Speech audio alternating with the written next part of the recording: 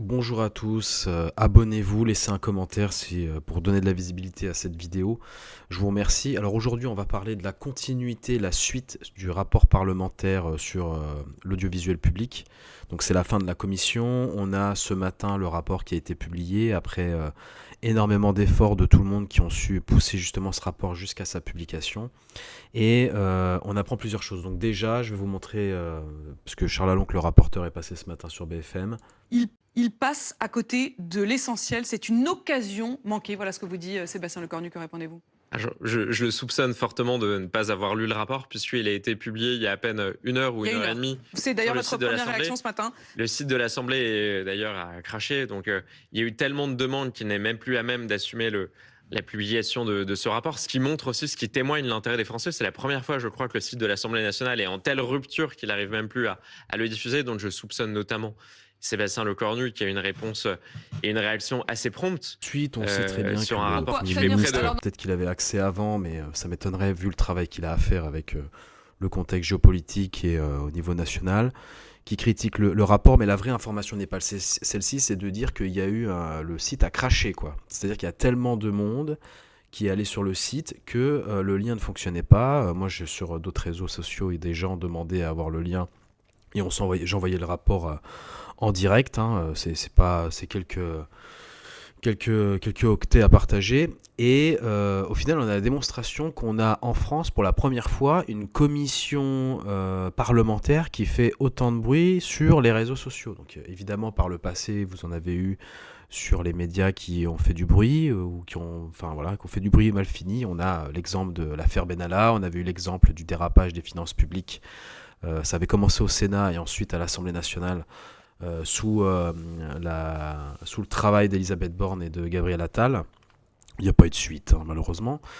Mais donc voilà, là on a clairement un sujet sur l'audiovisuel public, 4 milliards. Ça fait énormément de vues sur les réseaux sociaux. Les gens ont tous été intéressés par ce qui se passait, du fait qu'il y avait des présentateurs connus, du fait du sujet de l'argent des Français, qui a été un succès, et le fait que ça a été bien partagé par tout le monde, des gens qui étaient plus exposés que d'autres, et aussi toutes les personnes qui ont mis un like, un commentaire, un RT, tout ça, justement pour donner cette information aux Français. Et ça, c'était sur toutes les plateformes. Moi, je l'ai fait moi-même. J'ai vu que peu importe la classe sociale, l'origine, enfin voilà, on s'en fout en fait. N'importe qui en fait qui est en France a entendu parler de ce rapport. Charles Aloncle, c'est pour ça qu'il y a beaucoup de jalousie, qui n'était pas connu dans son travail parlementaire auparavant, a été propulsé et tout le monde a vu la façon dont il tenait les questions et qui mettait les auditionnés dans leur retranchement et qui cherchait des réponses. En fait, c'était une quête de vérité, fait que ça a été un succès. Donc ce qui est très intéressant, bon, ça fait je sais plus 400 ou 500 pages. Vous avez des gens qui analysent déjà, là c'est un compte que je connais qui s'appelle French Report. On apprend par exemple que rappelez-vous quand il y a eu la grosse audition entre le président, le rapporteur, avec les dirigeants de Media One qui sont Jérôme Nomé. Enfin, il y avait Jérôme Nomé de KKR avec Xavier Niel et Mathieu Pigasse. Euh, Monsieur Capton avait fait une audition, mais il n'était pas avec eux.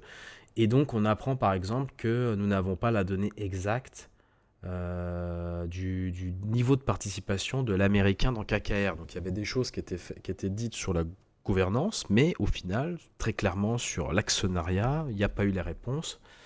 Alors qu'on parle d'une commission parlementaire, ils sont obligés de le donner normalement. Sinon un petit peu, bon après il y a plein de sujets, mais pour vous donner par exemple illustrer ce qui est dedans, on voit que France Télévisions à Cannes, 6 millions d'euros par an selon le rapport, et que ce sont des nuitées qui ont été facturées par exemple à 1899 euros la nuit, 1900 euros quoi. Hein. Voilà, c'est dans un contexte où on dit aux Français qu'ils doivent faire des efforts, on comprend que c'est assez problématique. Ce qui est très intéressant aussi, c'est qu'à partir du moment où ce rapport a été publié, on remarque que le service public a communiqué en son nom. Vous voyez, France Télévisions sur X, qui dit France Télévisions réagit au rapport de la commission d'enquête parlementaire sur l'audiovisuel public. Il propose une vision élitiste de la télévision publique et formule des orientations qui affaibliraient profondément l'offre publique. Donc voilà, après il continue. Et le secteur des industries créatives, France Télévisions regrette qu'il élude tous les grands enjeux stratégiques d'un secteur audiovisuel en plein bouleversement. Donc après, ils ont fait tout leur laïus. Mais ça pose quand même la question qu'on a un service public qui est censé être neutre et au final qui prend clairement position contre un travail parlementaire, qui sort de sa neutralité. Et j'ai l'impression que ça n'émeut personne, parce qu'on est à un an des présidentielles, donc tout le monde est un petit peu plongé là-dedans. On a évidemment aussi Delphine Ernotte. Bon, moi je lui mets gentiment qu'il va falloir partir aussi, mais qui fait un long communiqué en expliquant qu'une vision de la télévision publique élitiste, éloignée des familles publiques les plus populaires, enfin, voilà, c'est en gros c'est toujours le cliché de l'extrême droite qui veut attaquer les gentils gens de gauche qui mangent des cailloux et du pain sec toute la journée et qui nous font des programmes gentiment pour le bien commun. C'est toujours le même discours en fait pour essayer d'attaquer toutes les critiques constructives qui sont faites sur les défaillances du service public, la gabegie et la faillite même. Je crois qu'on était à moins 81 millions de déficit et surtout le manque de pluralisme. Il y a plein d'exemples, le rapport quand même les répertorie et ça a posé beaucoup de problèmes. Ce qui est intéressant, c'est qu'à partir du moment où plus on s'approchait en fait de la publication du rapport, c'est une de mes précédentes vidéos sur cette chaîne où je disais qu'ils feraient tout en fait pour empêcher la publication. Et on l'a vu, ils ont tout mis en œuvre. Charles Aloncle qui revient d'ailleurs sur ce sujet. Contre moi, Info, je pense que vous l'avez déjà tous vérifié, même si le site de France Info contient toujours cette erreur sur son article. On m'a, dans les heures qui ont précédé la publication du rapport, expliqué que j'étais soi-disant visé par une plainte pour prise illégale d'intérêt, ce qui est parfaitement faux, et je crois que j'aurai l'occasion d'y revenir, mais je trouve ça dommage qu'il y ait une telle tentative coordonnée, assez grossière, parfaitement politique et militante, qui n'avait pour seul but de détourner l'attention médiatique, de détourner aussi l'attention des Français à quelques heures de la publication du rapport, et qui n'avait pour seul principe et seul objectif celui de discréditer l'intégralité des 6 mois de travaux qui ont pourtant été exigeants. Donc là, on est clairement sur quelque chose, pour moi, il est dans le vrai, parce qu'il s'est retrouvé tout seul face à tout le système médiatique qu'il a attaqué, qui expliquait, en fait, qui attaquait le messager au lieu du message. Et on a essayé de rendre ça, on l'a attaqué sur sa personne, on a attaqué, des gens l'ont attaqué sur son père, sur son prénom, sur ses liens de l'UDR avec le RN, etc. Mais si on sort en fait de ce carcan idéologique et politique qui est stupide, on voit quand même qu'on avait quelqu'un qui était là, qui posait les questions, qui était le relais des questions légitimes des Français, et tout a été fait pour le discréditer, pour essayer jusqu'à la fin d'enterrer ce rapport. Sauf qu'ils se sont vite rendus compte que là, ils étaient face à un dilemme, à une très grosse problématique, c'est de dire que soit d'un côté, si le rapport n'était pas publié, ça confirmait aussi ce que disait Charles Aloncle et ce que disent les Français, qu'il y a une opacité et un problème en fait avec le service public et un manque de pluralisme. Et si en fait il était publié, je me mets à la place du camp d'en face, parce que évidemment là c'est une lutte culturelle et idéologique, on va arrêter de se mentir.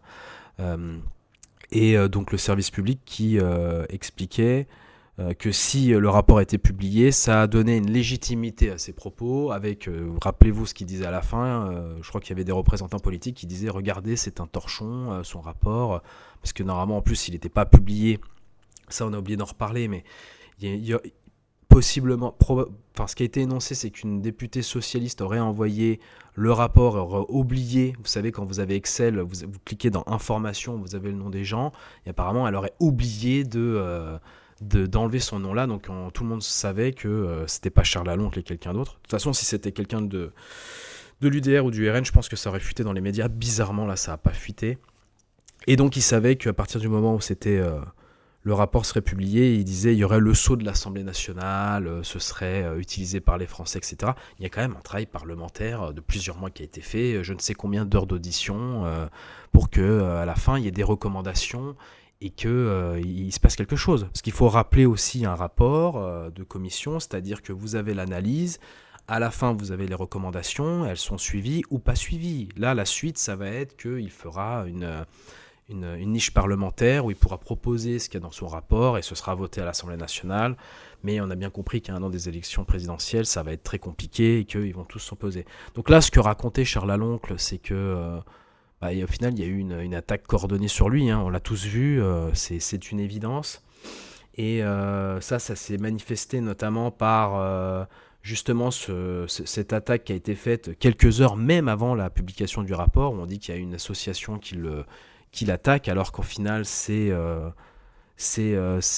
une plainte sous X, pardon, une plainte contre X, excusez-moi. Et derrière, en gros, que ça le viserait, mais ça a été présenté dans les médias. Bon, alors, excusez-moi, on le voit pas bien là, mais sur BFM ou sur le Huffington Post, où on disait que ça visait expressément Charles Aloncle, alors que c'est une plainte contre X. C'est pas la même chose. Donc, ça a été poussé dès le matin hier par, parce que hier c'était la veille de la publication, par le journal Le Monde, qui est détenu, comme vous le savez, par Xavier Niel. Donc, pareil, ça pose question. L'association, vous avez un monsieur qui est dedans qui a déjà été condamné à 2 mois de prison pour abus de confiance. Et on m'a dit que c'était l'équivalent d'abus de biens sociaux. Donc le Figaro dit que c'est pour escroquerie, mais ça, ne relayez pas ça parce que c'est pas vrai. Apparemment, ça a été mal retranscrit par le journal. Mais voilà. Le fait aussi que cette association n'a pas 5 ans d'existence alors qu'il vous faut... Ils le disent bien, l'article 223 du CPP réserve l'action civile en matière de probité aux associations anticorruption agréées et déclarées depuis au moins 5 ans. Voilà. Donc il fait une requête en fait, alors que apparemment selon le statut de l'association c'est pas possible. Mais ça a été relayé partout. Voilà, partout. Il a été confronté à ça, le député. Et on a vu que jusqu'à la dernière seconde, ils auraient tout fait, enfin ils ont tout fait pour essayer d'enterrer ce rapport et décrédibiliser la parole de celui qui l'a porté, qui l'a rédigé, et des gens qui ont relayé ce travail pendant des mois. Donc pour finir cette vidéo et de voir ce qui s'est passé, c'est que là on arrive, la fête est finie, où le rapport est là, on voit très bien qu'il y a des problèmes de gestion, problèmes de pluralisme, qu'il faut faire le ménage, donc la fête est finie, il va peut-être falloir faire des actions, rendre l'argent aux Français, mais en tout cas réduire les dépenses et remettre du pluralisme. Il faut des actions tout de suite. Alors il y en a déjà qui ont été faites, où on a vu que les chambres d'hôtel, ça allait pas se passer dans des grands hôtels, mais je sais plus si c'est des trucs Pirée Vacances ou quoi, enfin bref, ils vont faire ça dans un endroit où ça coûtera moins cher.